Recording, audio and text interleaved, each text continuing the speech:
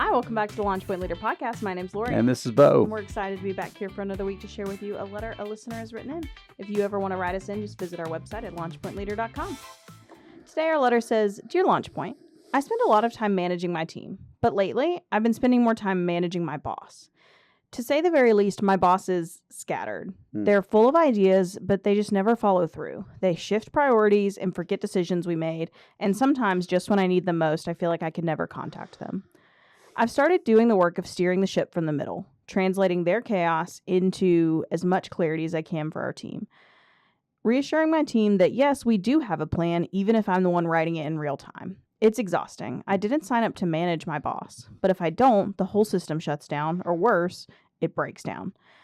I want to respect the chain of command, but some days I feel like I'm carrying the weight of someone else's role just to keep things moving. Is it leadership if I'm just doing someone else's job? Signed, Middle Management Meltdown.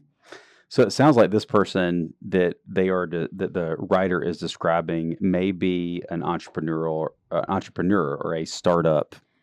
It sounds, like a less established. Potentially. Mm-hmm. So I think having a little bit of this in my DNA as well, I would come from the standpoint of saying thank you to this person for helping to manage up. Yeah. There's a lot of things that are on a boss's or a CEO's or a new startup's leader's mind, and they might be going 1,000 miles an hour. And really what I found helpful in the past, whether it's me or others, is realizing when something comes out of a leader's mouth, most of the time it's been in their head and on their mind for a very long time. But they may not have done a good job of communicating it out to everybody else, but it's been sitting with them for so long that it just feels like everybody else should be able to get it and catch up, or that it's not that big of a deal, that what they say is maybe different than the previous pathway that we've gone down. So I think just maybe keep that in mind. That's a characteristic I've seen in a lot of CEOs or higher level leaders that especially are the ones that start the company or that have been there for a very long time. Not an excuse, but just kind of the reality. Leading up is a tremendous characteristic that very few people have. And so I would just say you're flexing that muscle at this point and learning how to build that muscle. That's going to help you in your future, in your career, whether it's here or somewhere else. I think that's a positive thing. It sounds to me, though, like this leader that we're writing about needs somebody to listen to them. I don't know if an assistant is the right word or chief of staff, but they need somebody to listen and to kind of synthesize everything that's coming out and to go, okay, so here's what I'm getting from you. Is this the right direction? And then if so, then they can communicate that out to everybody else so that you feel a little bit less like you're managing from the middle. And maybe that's a job opportunity for this writer.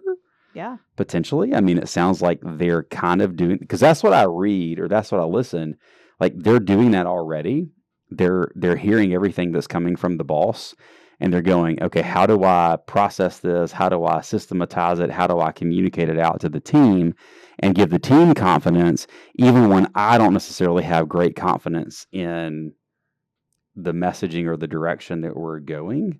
So it might just be a skill set that this person has as well that's preparing them for their next role potentially.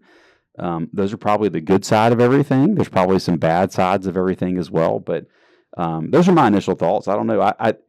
They asked the question, is it leadership if I'm doing someone else's job? It's a big one, right? I think there's always an element of you probably doing someone else's job if you're a true leader, because a manager just does what they're supposed to do. They manage the processes, the systems, the people that they've been put in charge of. A leader sees what could be, and they develop a path and a game plan and a rallying cry to take the people to the promised land of what could be. and help them see that what could be is better than what is. So I think there's always an element of, yes, it is leadership if you're, quote, doing someone else's job, because really that's where leaders exist, right? New companies emerge because there's a problem that needs to be solved, not because somebody said, I need you to go do X, Y, and Z. Leaders come on the scene when there's a problem that needs to be solved or a service that needs to be given that no one else is willing or able or realizing needs to be done. So I would argue, yes, it's leadership if you're doing someone else's job, if you're making the company and the mission better than what it was when you previously got there. But that's a lot, some thoughts. What do you have? Yeah, I was thinking a lot of times when we get these letters, people are coming in a really frustrated point. They've reached a point where something needs to change, right? And I think the root of frustration is a lot of times feeling of a lack of control. And I think it's clear to me that this person they feel as if they have some control over the team that they're leading, but they feel very out of control with their boss. They feel like they're at a point where they can't see what needs to push forward. And so what I was just thinking through with that is the idea of some of the most frustrating points in leadership are where you have the most growth, exactly what you were saying. And I think it's that concept of they need to figure out what they can control in this situation. You can't control the way your boss does everything, right? They're not going to lead them. They're not going to lead you and your team the exact right way you want, but what can you control? And it's some of those ideas. I think the coolest thing you said is, if this is how you're already adding value, how can you codify that, make that into your role? How can you support your team better through that? How can you more clearly communicate to your boss, this is how you're feeling? Because when the beginning of the letter, they talk about their boss being scattered and full of ideas. I just picture it's all those movies, right, where the genius that runs the small startup company is in the room with food everywhere and sticky notes, and they wake up in the middle of the night and they've got the idea that's going to crack it. And that's where greatness comes from a lot of times, right? But you've got the team behind it. It sounds like you've got this person that's trying to figure out the pieces and what's the method behind the madness. And so I think it's exactly what you said. If there isn't a method, build it. It's a brand new muscle, like you said, that most people never have the opportunity to build. It's such a unique asset that you're working on. Yeah. And I think that maybe a potential next step that's tactical for this person is, do you feel like you're able to go to this boss and say, hey, here's what I'm seeing. Here's what I'm doing that you might not know about, and I think I'm adding value. Is there anything that you see that I could do to help you better bring your ideas to life? How can I be that person for you that really takes all of this that you've got, all this great stuff, and synthesizes it down to, this is what we're going to go do, whether it's in my job description or not. I wonder if that could be a great conversation, because oftentimes that's where new positions are formed and that's where new alliances happen. So I would encourage the writer to potentially go do that with their boss as well, and have that conversation. Not like, oh my gosh, you're killing me with all this stuff, right, but instead go, hey, here's what I've been doing. Here's what I've been noticing. I'd love to help more in this arena. It might cause some things to change with my current role, but I'd love to assist in this way, and see if they go along with it. I think could be a potential opportunity, maybe. I think that's great, because I think some of the things I love most about what I get to do in my job and career today are just ideas that I was really passionate about that are at one point, and it's being able to take that step, exactly like you said, to that person. And then I also, I'm reading this and I can almost hear like comments that you'll get online from people, because we'll post our podcast and videos, and sometimes people say, well, that they should just be a better boss, and just treat people like they're worth. And it's like, so totally true. In a perfect world, every single leader would be the perfect communicator, would do everything perfectly. But the truth is, this is reality, that people are going into the office every day and they're dealing with these things. And it's like, in this situation, our answer can't be, oh, well, just tell your boss to be better. Not tactical. It's not something you can control. It's exactly what I said earlier. Control what you can control. And it's these kind of mindset shifts and things that are either going to help you survive where you are, or maybe you realize that you can't do those kind of things there. Maybe it's not the best fit for you anymore. But I think it's being aware that at the end of the day, you can't control the other person's actions, especially being in the middle where you are, which can be frustrating, but it's what you do with that frustration and what you're going to grow out of it. Absolutely. I think every new idea that occurs because of like a need to meet something that wasn't met previously. And so this is an opportunity for this person to come in and do that. The last thing I'll say on this is when I have been frustrated with either a quote boss or a partner or whatever, it's oftentimes because I don't fully understand where they're coming from and what their end goal is. Because to me, it feels like they're changing this, they're changing that. This is new. Why aren't we doing that anymore? But in their minds, there is actually a pathway to next.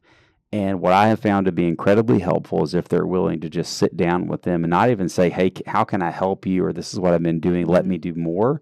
Is just sit down and say, tell me your vision. But truly, tell me your vision for the business today. I know what the mission statement says. I know what the core values are. I get all of that. What are you thinking? Right. And what are you thinking about as next? And how do you see me best helping us get to where we're going to go? And I know for the people online that, like you said, might say, well, your boss should just be better. You're right. We all should be better, including the person that's commenting that comment. They clearly have enough time on their hands to be commenting on something about a boss being better instead of getting better themselves. So listen to the podcast a little bit more. But I got off on a tangent right there. You're going into it frustrates me a little bit. And you're controlling what you control, which is what you're talking about. Yeah, I'm talking about it. But just to sit down with your boss and get clarity from them around what their vision is, what's next, and how you can be a part of that and how you can help your team be a part of that, I think is so just solidifying as a team. It helps you understand, like, you know what, it might feel like this is changing and that's new and that's different. But when you hear their heart for the why behind everything, I find it oftentimes makes it all like, okay, if you will. And it's like, okay, I get where you're coming from. I don't agree with everything. I don't agree with all maybe the changes, but I am 100% bought in to your vision and the passion around it to reach the mission. And if I can do that, I can do anything that it takes to achieve that. And at least try it once. That's good. Yeah. Yeah, I think there's lots of little bits of tangible things this person can do. Some good, like, homework, if you will. First off, make sure the boss is even aware of how some of their habits and things are affecting the team. Like, maybe they don't realize some of the buffering you're doing. I think it's that initial conversation. It's trying to understand where they're coming from, like you said. And then it's figuring out, what are the opportunities here? How am I learning a unique opportunity? And how can I maybe make this into a bigger part of my role so that it's not just a thing I'm fixing. It's actually part of what I get to do every day, because usually when you're passionately frustrated about something, it's something that you can be passionately improving. Just as well. One more thought that I think might be helpful is, we talked about over communicating some things. So if the boss isn't willing or aware to really over communicate and try to communicate effectively to the organization about what's changing, what's new, what direction we're going, why don't you? Why don't you, instead of just trying to fix it all and then, making sure that everything is cleaned up, and why don't you take the messages that you're hearing and make it your own message to your team? Why don't you start doing a 3-minute video recording and sending it out to your team every day or every couple of days or every week, whatever it might be, to help them understand, hey, here's what we're continuing to do. Here's what's new. Here's what's on the horizon. Here's some success and some whatever it might be, some opportunities. Why don't you do that? And the more you do that, I feel like if it's a good boss, they're going to look at that and go, well, that's really interesting what you're doing there. Maybe I should do that from the top down so that you don't have to. So just a thought there to whatever you feel like you're lacking with your boss, try to make your people not feel like they're lacking that from you. And I understand the tension there is that you feel like you maybe shouldn't have to do that. And in the perfect world, maybe you shouldn't. But in the today world, why don't you try and see what that does for your leadership, the springboard for your leadership opportunity that might be on the horizon. It's a good bonus bit of content there. That's free. My pleasure. It is free. But if you troll us and comment negatively, I'm going to call you out next time. Well, there you go. We're going to like by name. We're bringing them. By name. We're putting them up here on the TV screen. By name, 100%. But actually, we do appreciate positive comments and people that are positively interacting. So don't be scared. Just be kind to one another. That's good. That's Lori managing up right there. Yes, that's what she's doing. She's managing up in the moment. So great. That's scenarios in action right there. Yeah, Lori wrote this examples. actually right there. So that's good. Yeah. Well, Middle Management Meltdown, I hope we have helped you avert a full-on meltdown today, honestly. Good things to take away, I think. Use your frustrations and putting them into positive action is the only way that's going to help you feel constructive out of this. You can't just sit in it. But I appreciate you really being willing to work on it and looking for those opportunities and ideas. If you or someone else out there has something you want to write us in on, if someone that's written in the past wants to write an update, we love doing updates on here, just getting to see where people have been able to use some of this advice. Yeah, I mean, did it work or did it not? Yeah, did we blow it up or, It's like, actually, you made it way worse. Yes. Yeah. We won't read that, but we'll reply to you and apologize. We'll give you a free session with another company. Yeah, not us. Yeah.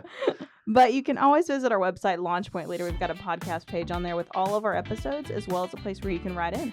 So thank you so much, and we'll see you next week. Yeah, see ya. Thanks.